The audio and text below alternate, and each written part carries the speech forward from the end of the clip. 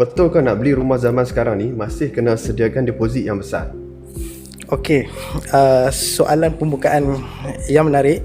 Betul, bila kita sebut pasal pembelian rumah ni, first thing sekali dalam kepala kita, deposit lah kan. Nak beli rumah ni jumlahnya besar kan. So selalu kita fikir deposit, kena ada wang pendahuluan. Okey, betul, tapi tak semestinya sepenuhnya betul. Betul, ramai yang masih fikir beli rumah pertama mesti ada deposit besar. Tapi realitinya sekarang ni, pembeli rumah pertama khususnya ada banyak kelebihan daripada banyak pihak kan, daripada developer, daripada pihak peguam, daripada lawyer.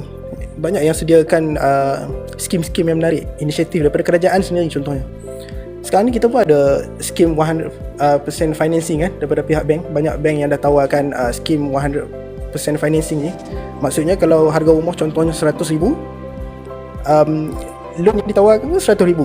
So Pembiayaan penuh. ya, pembiayaan penuh, rumah. betul. Tak ada gap. Memang betul kena sediakan deposit.